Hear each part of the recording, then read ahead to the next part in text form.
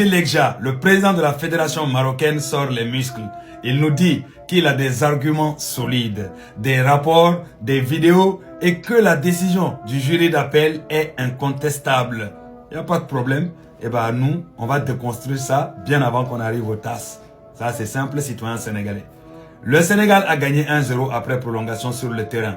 Nous avons joué, nous avons souffert sur le terrain et nous avons gagné sur le terrain. Maintenant, monsieur le président, vous parlez de preuves et de rapports comme si le football se jouait dans un bureau. Oui. Où était votre preuve quand Brahim Diaz a tiré le penalty? Les preuves étaient où? Où étaient vos preuves quand l'arbitre a reçu l'ordre de ne pas distribuer de carton jaune aux Sénégalais qui étaient sortis? Où étaient ces preuves-là? Où étaient vos preuves quand on a laissé le match continuer alors que l'article 84 aurait dû être appliqué immédiatement? Où étaient vos preuves? Où étaient vos preuves quand votre jury d'appel est tellement bancal que même le président Motsep n'ose plus défendre vos jurys? Tu dis que le Sénégal a quitté le terrain? Oui. Et le Maroc avait fait exactement pareil en 1976 contre la Guinée et a gagné la Coupe d'Afrique et la CAF l'a validé. Double standard, double honte. Vous parlez de preuves. Le seul vrai terrain de vérité, c'est le TAS. Et le Sénégal y est déjà. Nous n'avons pas peur. Nous n'avons rien à cacher. Nous avons gagné sur le terrain. Et nous le prouverons. Monsieur Foudzi Legja, président de la fédération marocaine, votre discours de bureau ne font peur à personne. Le Sénégal n'est pas une petite équipe que vous pouvez intimider avec des rapports et des menaces. C'est limite rigolo. Le Sénégal est une nation qui gagne et qui assume et qui ne plie jamais. Nous gardons le trophée. Nous gardons nos 2 étoiles et nous gardons notre fierté.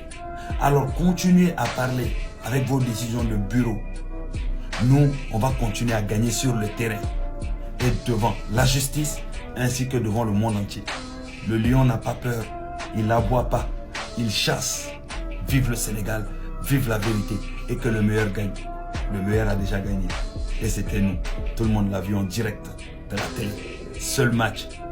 Donc au jour d'aujourd'hui, quand vous vous dites une équipe fière, forte, qui aime le football, qui connaît le football, franchement, vous devriez avoir honte d'être la seule équipe au monde à vouloir gagner un trophée en passant par le bureau, après avoir perdu sur le terrain.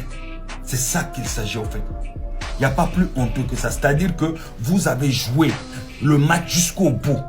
Vous parlez de preuves alors que vos preuves étaient où? Il fallait montrer des preuves avant que Brahim Diaz tire le penalty. Vous n'avez jamais fait ça.